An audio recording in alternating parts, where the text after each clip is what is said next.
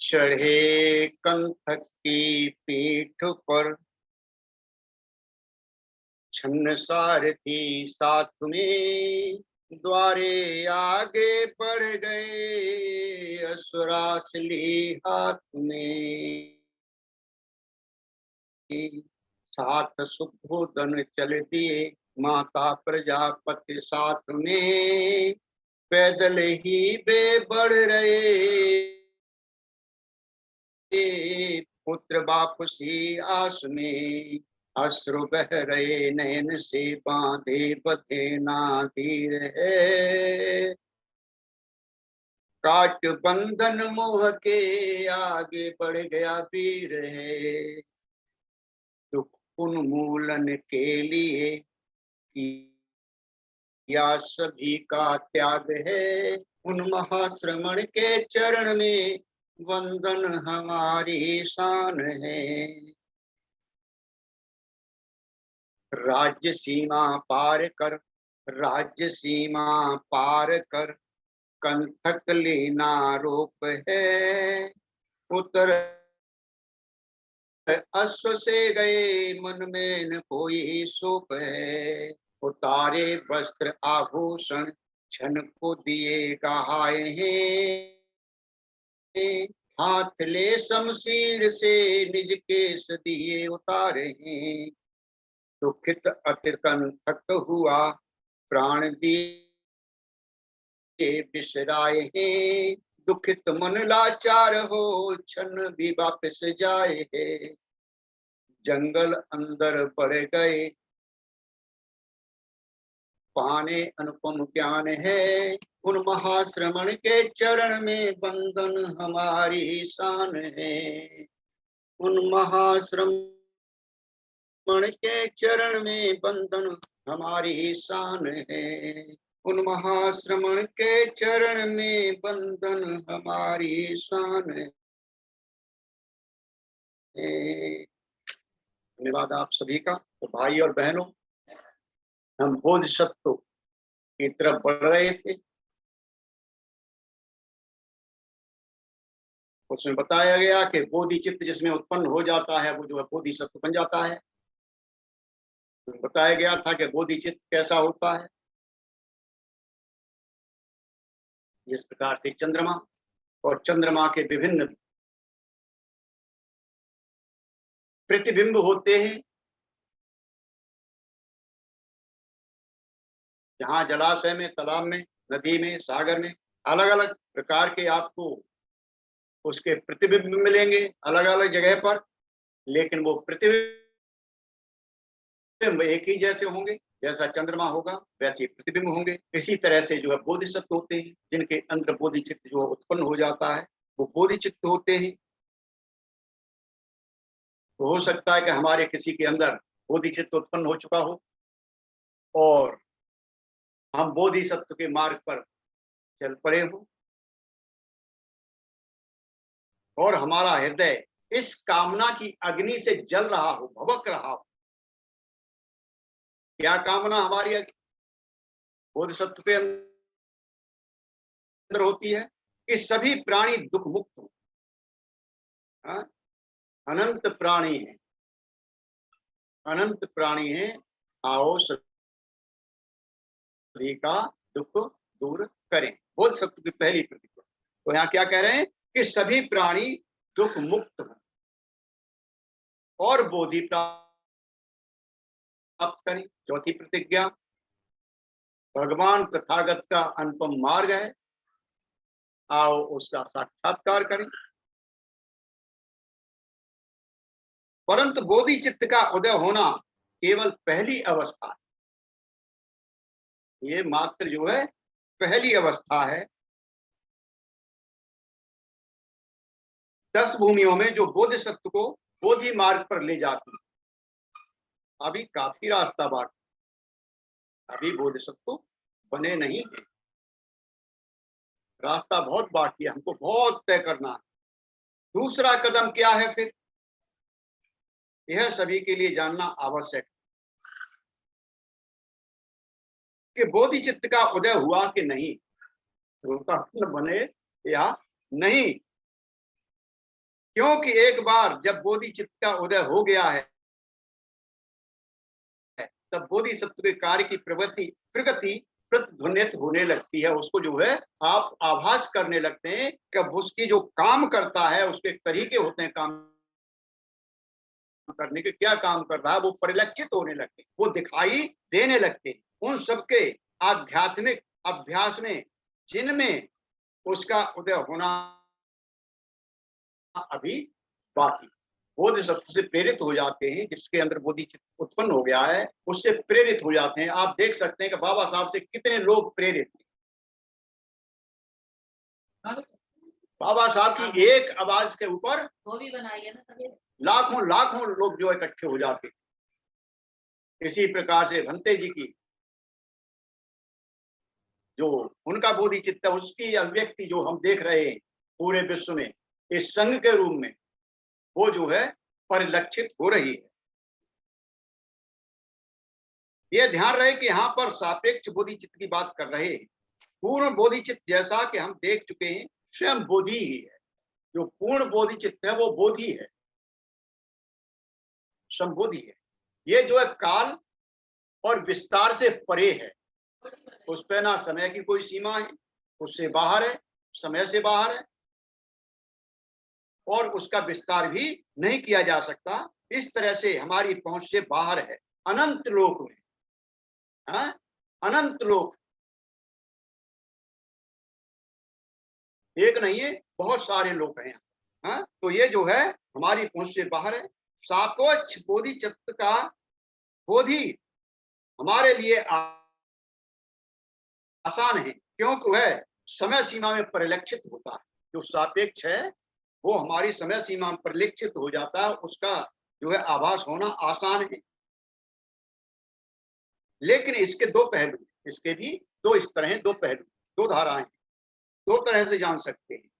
पहला पहलू है इसका संकल्प, इसे अधिष्ठान कहते हैं,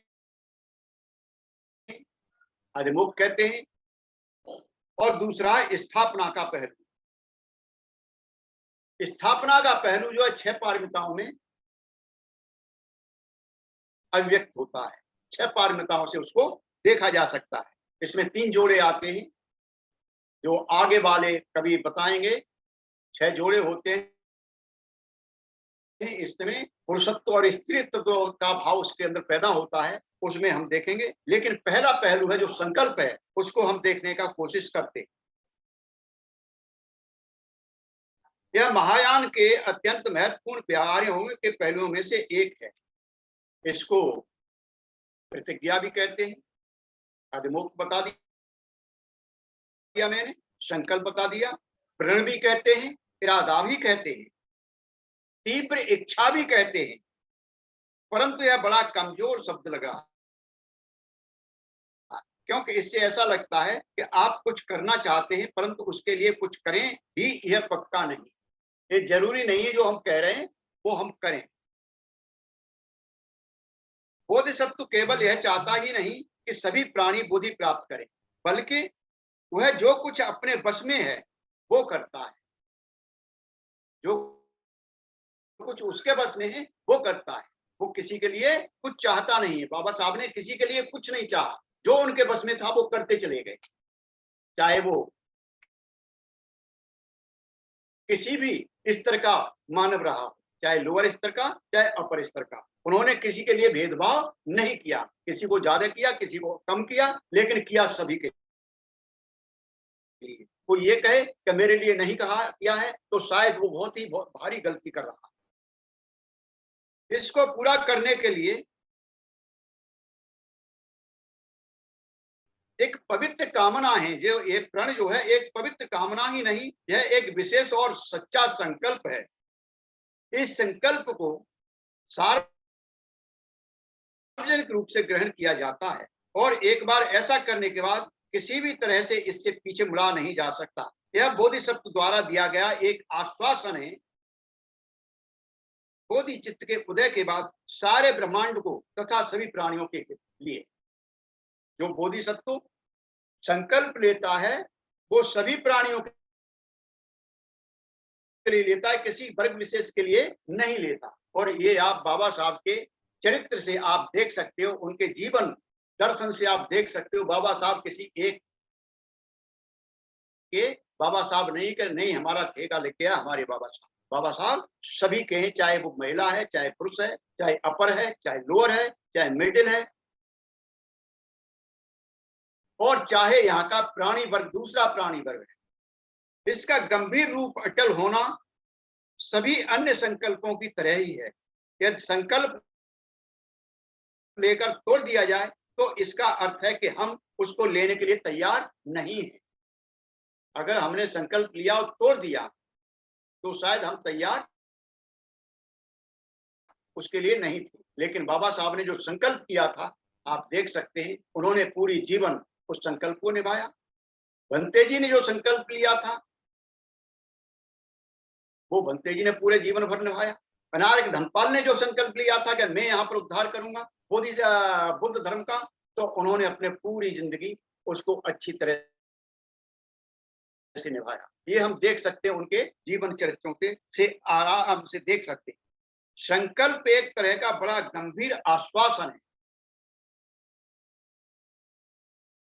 बहुत गंभीर आश्वासन है संकल्प अगर किसी ने लिया है। जबकि कुछ लोग आश्वासन ही निभा नहीं पाते। कुछ लोग कहते कुछ हैं लेकिन उसको निभाते नहीं। तुरंत हाँ कर लेंगे, ये काम मैं करूंगा, लेकिन पीछे हट जाते हैं। उन्हें याद ही नहीं रहता कि मैंने कोई संकल्प किया। तो ये हमें देखना होगा। छोटी छोटी बातों में वादा निभाना अच्छा अभ्यास है। छोटी छोटी बातें हमारे जीवन में आती हैं, सोचिए हम क्या छोड़ सकते हैं, उनका वादा निभाइए। जिसका आपने लिया संकल्प ये चीज में छोड़ूंगा, तो आपको वो निभाना ही पड़ेगा। बाद में बड़े संकल्प लेने में वह सहायता करता है। जब हम छोटे छोटे काम करने लगते हैं तो फिर बड़े काम भी आसान हो जाते हैं। संकल्प लेने से पहले किसी कल्याण मित्र से परामर्श लेना अच्छा है। बहुत अच्छी बात कही। अगर आप संकल्प लेने जा रहे हैं तो आपका जो कल्याण मित्र है, जो घनिष्ठ, जहाँ पर आप अपनी बात कह सकते हैं अच्छी तरह से, जहाँ जिस पर विश्वास है आपको, उस व्यक्ति के सामने आप बोलिए कि मैं ये संकल्प लेने जा रहा हूँ, ऐसा काम करने जा रहा हूँ। तो वो 1 से 2 हो जाएंगे और फिर आप अपने संकल्प पर टिकेंगे नहीं। उसे हमसे इस बात पर अधिक ज्ञान हो, जो हमारे से ज्यादा जानता हो, ऐसे मित्र को आप पकड़िए, ऐसे कल्याण मित्र को पकड़िए। लेकिन जो आपसे ही कम जानता है तो उससे क्या आपको सहायता मिलेगी? कैसा भी आपका संकल्प है, आजकल बहुत चल रहा है, अपने घरों में से कुछ चीजें निकाली जा रही हैं, पानी में समर्पित कर दी जाती हैं, शपथ ली जाती है कि हम इन पे काम नहीं करेंगे, इनको नहीं मानेंगे। लेकिन उसको पूरी तरह से निभाना ये आपका संकल्प। कोई धूम्रपान छोड़ता है, संकल्प लेता है तो पूरी तरह से उसे छोड़े। ये नहीं कहे अभी छोड़ दिया, 4 दिन बाद देख रहे हैं, 1 महीने बाद देख रहे हैं, फिर पी रहे। चाहे ब्रह्मचर्य का पालन करना हो, आप किसी भी स्थिति में, किसी भी परिस्थिति में हैं, कहीं पर हैं, अगर आपने ब्रह्मचर्य का व्रत लिया है तो उसे निभाना चाहिए। अगर आपने ध्यान का संकल्प लिया है कि मैं 1 घंटा ध्यान करूंगा, 2 घंटे ध्यान करूंगा, तो उसे आपको नियमित रूप से निभाना चाहिए, उसे छोड़ना नहीं है और अच्छी तरह से इसको आजमाना चाहिए। भले ही आप छोटे भाग से शुरू करें, लेकिन धीरे धीरे इसको बढ़ाते चले जाइए। घंटे, 2 घंटे, 4 घंटे, दिन, 2 दिन, हाँ, सप्ताह, पूरा माह, 2 माह, फिर 6 माह, फिर वर्ष, और फिर अपने जीवन में आप इसको आराम से बैठाल सकते हैं। लेकिन ये संकल्प अपने कल्याण मित्र या जो आपसे आगे आपके मित्र चल रहे हैं, मित्र मंडली है, उनके सामने लेने चाहिए, ताकि अगर आप अपना संकल्प तोड़ें, अगर आप अपने संकल्प से हटें, तो आपको लज्जा महसूस हो कि मैंने क्या वादा किया था और मैं क्या करने जा रहा हूं। तो उससे आपको बड़ा लाभ होगा। आप अपने संकल्प पर डिगेंगे नहीं, आप उस पर अटल रहेंगे और कोशिश करेंगे कि आप गंभीरता से लेंगे उस संकल्प, लेकिन अकेले में संकल्प किया है तो उसका पता ही नहीं चलता कि हमने क्या किया, वहां छोड़ सकते हैं। एक अति ही जल्दबाजी में संकल्प लेना और दूसरी है संकल्प लेने से पूरी तरह बचना। एक बीच का रास्ता भी है। हाँ, एक तो जल्दबाजी में संकल्प लेना और दूसरा है संकल्प लेने से पूरी तरह से बच जाना, निकल जाना, लेना ही नहीं। लेकिन इसके बीच का भी एक रास्ता है, व्यक्तिगत वचन देना। है व्यक्तिगत वचन देना, क्या मैं अपना वचन दे सकता हूं, मैं अपने पे काम करूंगा, मैं किसी और से नहीं कर सकता। परंतु कल्याण मित्र से परामर्श के बाद ये भी आपको अपने कल्याण मित्र के सहमति के बाद ही आप ऐसा काम कर सकते हैं। एक वचन संकल्प से कुछ कम होता है, परंतु यह संकल्प के लिए हमें तैयार करता है। बौद्ध होने के नाते वैसे भी 5 या 10 आधार वचन हम लेते हैं। बौद्ध होने के नाते भी हम जो है 5 या 10 वचन लेते हैं। मित्र जो है 5 वचन लेते हैं, 5 सील लेते हैं, ग्रहण करते हैं कि मैं जो है इनका पालन करूंगा। ब्रह्मचारी 10 शीलों का वचन लेते हैं, बाकायदा अपने आचार्य के सामने बैठ करके संकल्प करते हैं कि मैं इन 10 शीलों का पालन करूंगा। जो पूरी गंभीरता से हम जो है इस पर निर्णय लेते हैं और कोशिश करते हैं कि हम जो पूरी गंभीरता से इसको देखें, इस पर काम करें। संकल्प लेने की जल्दी नहीं होनी चाहिए जब तक हम स्वयं शीलों का पालन से संतुष्ट ना। इन शीलों को हमें पालन करना ही होगा अवश्य ही। बोधिसत्व संकल्प लेने की जल्दी नहीं होनी चाहिए। बोधिचित्त का स्वभाव संकल्प के स्वभाव से अत्यंत जुड़ा हुआ है। हम यह देख चुके हैं कि बोधिचित्त क्या है, सार्वभौमिक, सभी जगह पर उपस्थित रहता है, परंतु व्यक्तियों में प्रकट होता है। ये जो है व्यक्तियों में प्रकट होता है और उन्हीं के द्वारा व्यक्त होता है। यह व्यक्त होना ही बोधिसत्व का संकल्प है। अतः संकल्प अथवा प्रतिज्ञा की परिभाषा हो सकती है एक बोधिसत्व के जीवन व कार्य में नितांत व्यवहारिक बोधिचित्त की अभिव्यक्ति। अगर बोधिचित्त की अभिव्यक्ति हो गई है, परिलक्षित होने लगा है, तो ये जो है एक तरह से ये व्यवहारिक होना चाहिए और उसकी जो है परिभाषा हो सकती है, जिसे हम पारंपरिक ढंग से संकल्प कहते हैं। वास्तव में यह संकल्पों का समूह है, अकेला नहीं है, जिनकी संख्या निर्भर करती है बोधिसत्व के विशेष स्वभाव पर, रुचि पर। परंतु एक व्यापक बोधिसत्व के आदर्श के दायरे में के अंदर ही है, उसके आदर्श के दायरे के अंदर है। जिस प्रकार से शीशे का प्रिज्म आपने देखा होगा, शीशे का प्रिज्म देखा होगा, तो जब उस पर कोई रोशनी की किरण पड़ती है तो दूसरी तरफ वो जो है कई रंगों में विभाजित होकर के वो किरण निकलती है, चमकती है। तो बोधिसत्व के संकल्प जो किरणें निकल रही हैं, बहुरंगी हैं, उनकी तरह है। वो हजारों सैकड़ों से अलग प्रिज्मों से होकर गुजरती है और इंद्रधनुष जैसा कुछ बनाती है और ये दिखाई देती है 7 रंगों के अंदर। परंतु एक ध्यान के द्वारा हम और रंगों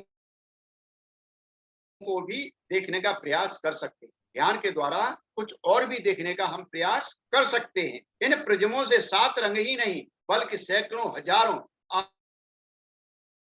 आश्चर्यजनक रंग निकलते देखे जा सकते हैं और उसी समय हम कल्पना कर सकते हैं विभिन्न बोधिसत्वों के मन और हृदय से निकलते हुए चमकते बोधिचित्त असंख्य संकल्पों के संयोजन बनाते। तो क्या बाबा साहब का एक ही संकल्प था? संकल्प तो उन्होंने एक किया था, बोधि उसके क्या नाम वट वृक्ष के नीचे, लेकिन उन्होंने कितना काम किया? एक ही संकल्प किया था कि मैं अपने समाज का उद्धार नहीं कर सका तो अपने को गोली मार लूंगा। लेकिन आपके उद्धार के साथ साथ जितने भी भारतवासी हैं और यह भारत देश है, उसका पूरा का पूरा ही उन्होंने भला किया। किसी एक का वो नहीं किया। तो इसी प्रकार से बोधिसत्व का संकल्प होता है। बोधिचित्त और बोधिसत्व संकल्प दोनों मिलकर संभावना पैदा करते हैं, एकता और विविधता की। एक ही बोधिचित्त से सभी बोधिसत्व भाग लेते हैं, यह उनकी एकता का स्रोत। यानी बोधिचित्त एक ही है, लेकिन बोधिसत्व अनेक हो सकते हैं, लेकिन एक ही जगह से वो प्रेरणा लेते हैं, एक ही जगह से वो जो है उनका एक ही स्रोत है आगे बढ़ने का, अपने ढंग से व्यक्त करता है। बोधिसत्व की संकल्प की यह व्यक्तिगत जीवन और कार्य की अभिव्यक्ति है। हम अक्सर एक संकल्प को न्यायालय में ली गई शपथ की तरह मानकर चलते हैं। जिस प्रकार से न्यायालय में शपथ ली जाती है ऐसा मानकर चलते हैं, परंतु यह ऐसा नहीं है। यह एक वक्तव्य बोधिसत्व दे कि मैं अमुक अमुक काम करूंगा, यह बोधिसत्व के चैतन्य इरादे का प्रश्न भी नहीं है। बोधिसत्व के संकल्प की बहुत सारी चिंगारियां हैं जो उसके मन से या इच्छा से नहीं निकलती, बल्कि उसके संपूर्ण अस्तित्व से निकलती हैं, बोधिसत्व के प्रचंड प्रहार द्वारा निकलती हैं। तो इसमें हम जो है बाबा साहब को देख सकते हैं, चिंतन कर सकते हैं बाबा साहब के ऊपर। महायान ग्रंथों में बहुत से संकल्पों के समूह का वर्णन मिलता है। उनमें से कुछ को महान बोधिसत्व से जुड़ा माना जाता है। उदाहरण के लिए 48 विख्यात संकल्प हैं। 48 विख्यात संकल्प हैं। बोधिसत्व धर्मकार जो कि अमिताभ बुद्ध बने, अर्थात अनंत प्रकाश वाले बुद्ध, उन 48 का विस्तार भी हम देख सकते हैं। बोधिसत्व मार्ग के 10 चरणों की भूमियों का आधारित सूत्र 10 भूमि का सूत्र है। इसमें 10 महान संकल्पों का उल्लेख किया गया है। 10 महान संकल्प हैं बोधिसत्व के, 10 भूमियां बताई गई हैं, उसके हिसाब से आगे बढ़ा जाता है। तो पहली भूमि है बिना अपवाद सभी बुद्धों की पूजा की व्यवस्था करना। बिना अपवाद सभी बुद्धों की पूजा की व्यवस्था करना। दूसरा है बुद्धों द्वारा बताए गए धार्मिक अनुशासन को बनाए रखना। बुद्धों द्वारा बताए गए धार्मिक अनुशासन को बनाए रखना और बुद्ध की शिक्षाओं को बनाए रखना। जो बुद्ध ने शिक्षाएं बताई हैं उनको बनाए रखना। तीसरा है एक बुद्ध की सभी सांसारिक घटनाओं को देखना। आपके सामने शाक्य मुनि गौतम बुद्ध हैं, तो उनकी जीवन की जितनी भी घटनाएं हैं उनसे आपको परिचित होना चाहिए। बोधि के विचार का बोध करना, बोधिसत्व के सभी कर्तव्यों का पालन करना, सभी पारमिताओं की उपलब्धि और अपने कार्य की सभी भूमियों की शुद्धि करना। ये चौथा है, क्या है? बोधि के विचार का बोध करना। हमारे अंदर संबोधि प्राप्त करने का संकल्प होना चाहिए, उसका हमें ज्ञान होना चाहिए कि किस प्रकार से हम वहां तक पहुंच सकते हैं, और उसकी उपलब्धि के जितने भी कार्य हैं वो जो है उस कार्य को करने वाली, उन कार्यों को संपन्न होने वाली भूमि को पूरी तरह से शुद्ध करना। सभी प्राणियों अर्थात प्राणियों को सभी 4 वर्गों को परिपक्व बनाना और उन्हें बुद्ध के ज्ञान में आरूढ़ करना। सभी प्राणियों को जो है समझने लायक तैयार करके उन्हें जो है बुद्ध के ज्ञान में आरूढ़ करना, बुद्ध के ज्ञान की तरफ उनको ले जाना। और क्या है? पूरे ब्रह्मांड की संज्ञा होना। बहुत बड़ा एक भूमि है ये कि हमें इस पूरे ब्रह्मांड का ज्ञान होना चाहिए। बहुत बताते हैं, मेत्ता भावना के अंदर आता है, कई बार बताया गया। ये हमारा एक ही सौर मंडल है और इस सौर मंडल में से बाहर ये सौर मंडल जिसके अंदर है वो उसको बोला जाता है मंदाकिनी, आकाश गंगा जिसको बोला जाता है। और हमारी कौन सी आकाश गंगा? मंदाकिनी। ऐसी आकाश गंगा बहुत सारी घूम रही है ब्रह्मांड के अंदर। करोड़ों जो है आकाश गंगाएं घूम रही हैं। और करोड़ों सौर मंडल हैं उसके अंदर, तब एक ब्रह्मांड बनता है। तो ब्रह्मांड की संज्ञा पूरी तरह से जानकारी होना, सभी बुद्ध भूमियों का पवित्रीकरण और सफाई करना। जहां भी आप जाते हैं धम्म यात्रा में, बुद्ध भूमि में, तो वहां कुछ न कुछ आपको हाथ लगाना है, कुछ न कुछ करना है वहां पर। महायान में प्रवेश करना और सभी बोधिसत्वों में एक जैसा विचार व उत्पन्न उद्देश्य पैदा करना, यानी जितने भी बोधिसत्व हैं उनको एक ही रास्ते का राही मानना। मन 9वां है, मन वचन और शरीर की सभी क्रियाओं को फलदायी और सफल बनाना। हाँ, क्या है ये?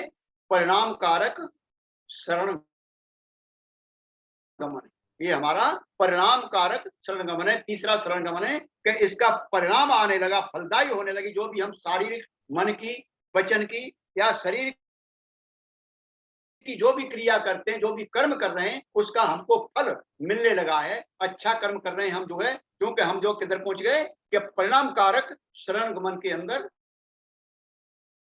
काम करने लगे हैं, तो उसके फल को फलदायी, उसको सफल करना है हमको। इस प्रकार से हमको आगे बढ़ना है। और क्या है 10वां? अनुत्तर या संपूर्ण बोधि प्राप्त करना और उस मत का प्रचार करना। हमें जो है संपूर्ण बोधि, और जो क्या है जिसको बोलते हैं अनुत्तर बोधि,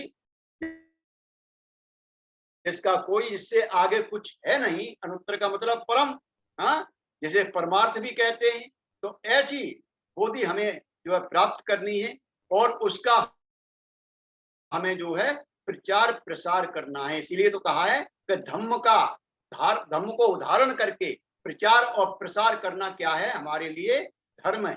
हमारा कर्तव्य है कि जितना हम जानते हैं भगवान बुद्ध के बारे में, भगवान बुद्ध की लीलाओं के बारे में, भगवान बुद्ध के चरित्र के बारे में, जितना भी हम जानते हैं उसका प्रचार प्रसार करते रहें। तो भाई और बहनों, ये बोधि सत्व का संकल्प है। आगे हम देखेंगे और कुछ गहराई से। आज मैं यहीं पर अपनी वाणी को विराम दूंगा। आपने बड़े लग्न से, बड़े मनोयोग से मेरी बातों को सुना है। मैं आपके अंतर्मन को वंदन करता हूं और मैं यहीं पर रुकता हूं। सभी को जय भीम, नमो बुद्धाय, धम्मित्र लाल जी। धन्यवाद आदरणीय धम्म प्यारी प्रज्ञा रश्मि जी।